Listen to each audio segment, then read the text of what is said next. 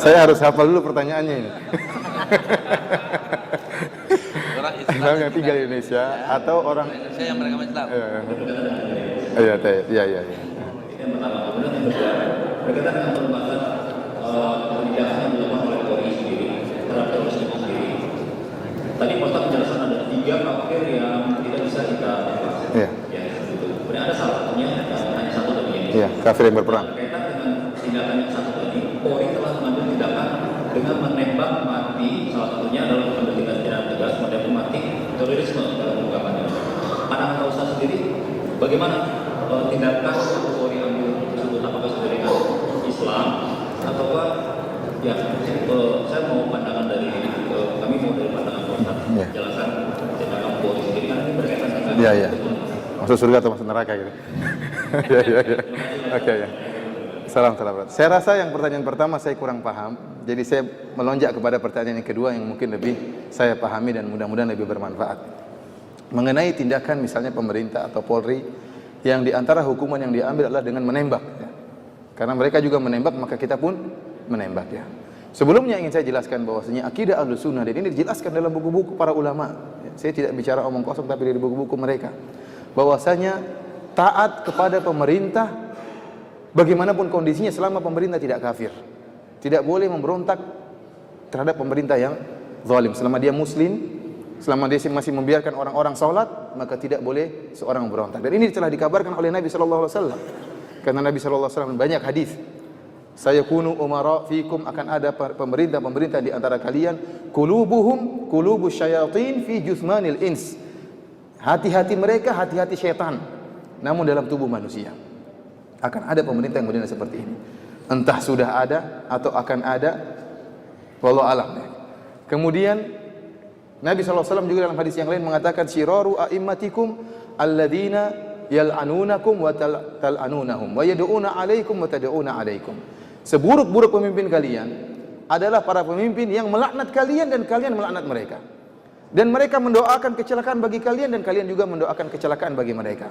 Maka para sahabat bertanya, "Afala nunabidhuhum bisayf ya Rasulullah? Apakah boleh kami memberontak mereka, perang mereka?" Kata Rasulullah SAW, "La illa an tarau kufran buwahan indakum minallahi fihi burhan." Tidak boleh sampai kau lihat dia benar-benar kafir baru kau lakukan. Dia pergi misalnya merubah agamanya atau dia menginjak Al-Qur'an misalnya, itulah lagi ceritanya. Ya, itu lain ceritanya. Para ulama mengatakan, taruhlah pemerintah ini kafir, ini pemerintah kita, pemimpin kita kafir. Tidak mau sholat, mencela Nabi, menghina Allah, menginjak Al-Qur'an.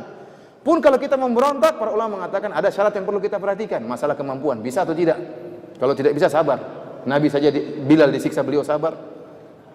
Ibunya Ammar bin Yasir dibunuh, beliau sabar.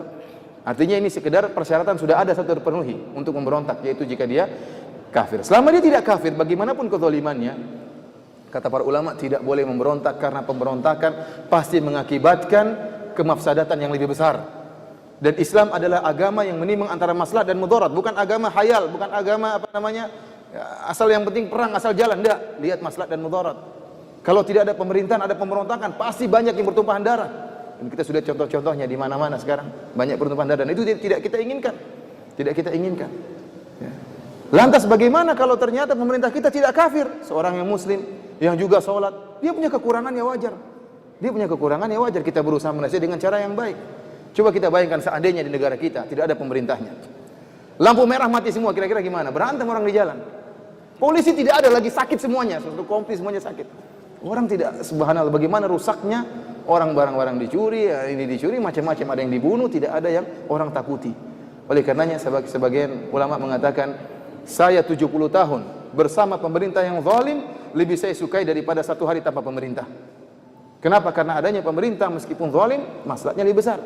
Karenanya kata sebagian ulama, jangan kau bercita-cita untuk membangun suatu rumah dengan menghancurkan kerajaan. Jangan. Kalau kau ingin bangun rumah dengan mengorbankan kerajaan, itu kesalahan. Ingin membangun sesuatu yang islami tetapi negara hancur, ini tidak benar seperti ini. Ya. Mengorbankan sesuatu yang besar hanya ingin bangun sesuatu yang kecil, dan kenyataan yang ada terjadi demikian. Keamanan tidak ada, kemudian ketakutan, ya, kemaksiatan semakin merajalela, orang bisa melakukan dengan seenaknya. Oleh karenanya akidah Ahlussunnah wal Jamaah ini diperintahkan oleh Nabi sallallahu alaihi wasallam, ya, taat kepada pemerintah meskipun pemerintah tersebut zalim, selama pemerintah tersebut tidak menyuruh kita untuk maksiat. Kalau dia nyuruh kita untuk maksiat, kita tidak taat. Tapi kalau dia menyuruh kita kepada yang baik, maka kita taat. Dan Allah telah berfirman, wa ati'ullah wa ati'ur rasul wa ulil amri minkum. Taatlah kepada Allah dan taatlah kepada Rasulullah dan pemerintah di antara kalian. Perhatikan di sini kata para ulama. Allah mengatakan taat kepada Allah. Taatlah kalian kepada Allah. Taatlah kalian kepada Rasulullah. Dan taat juga kepada pemerintah. Justru ketaatan kita kepada pemerintah pada perkara-perkara yang tidak ada dalilnya. Kalau ada dalilnya tidak perlu pemerintah, kita langsung taat kepada Allah. Kalau pemerintah suruh sholat, nggak perlu pemerintah suruh sholat, kita juga sholat. Tetapi yang justru kita ditekankan adalah taat kepada perkara-perkara yang ada maslahatnya dan tidak ada dalilnya. Contohnya apa? Lampu merah. Makanya para ulama mengatakan barang siapa yang sengaja melanggar lampu merah berdosa. Ya, benar ini.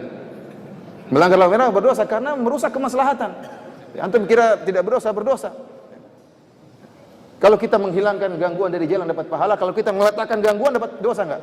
Dapat dosa. Melanggar ini mengganggu stabilitas keamanan. Ini berdosa. Kenapa melanggar perintah Allah wa ulil amri minkum? Taatlah kepada pemerintah di antara kalian. Sekarang timbul pemberontakan. Kita dapati bahwasanya Ali bin Abi Thalib di zaman beliau muncul orang-orang Khawarij. Sebelum Ali bin Abi Thalib memerangi orang Khawarij, Ali bin Abi Thalib mengutus Ibnu Abbas. Ibnu Abbas diutus dengan pakai pakaian yang indah untuk berdialog dengan orang Khawarij. Orang-orang Khawarij tersebut adalah orang yang, ya kata Nabi sallallahu alaihi wasallam, tahqiruna salatakum ma'a salatim. Kalian akan merasa sepele, menyepelekan salat kalian dibandingkan salat mereka. Kenapa? Orang-orang Khawarij ini begitu hebat ibadahnya. Wajahnya pucat karena sering salat malam, sering puasa, jidatnya hitam, sangat hitam karena begitu rajin beribadah, pakaiannya lusuh, tidak mau dengan dunia. Maka datanglah Ibnu Abbas berdialog dengan mereka dengan pakaian yang indah. Maka mereka protes, kenapa kau pakai pakaian yang indah? Kata dia, apakah Allah mengharamkan pakaian yang indah? Akhirnya terjadi dialog sehingga sepertiga dari mereka sadar. Tinggal 2/3 baru kemudian diperangi oleh Ali bin Abi Thalib sampai bunuh-bunuhan.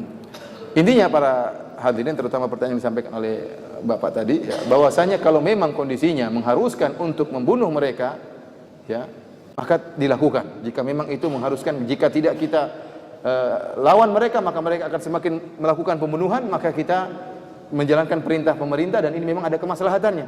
Ya. Namun kalau bisa tidak dibunuh, kita berusaha tidak membunuh, kita berusaha menangkap. Dan ini yang terbaik, kita tangkap mereka, kemudian kita kirim ustadz untuk menasihati mereka. Ini yang terbaik.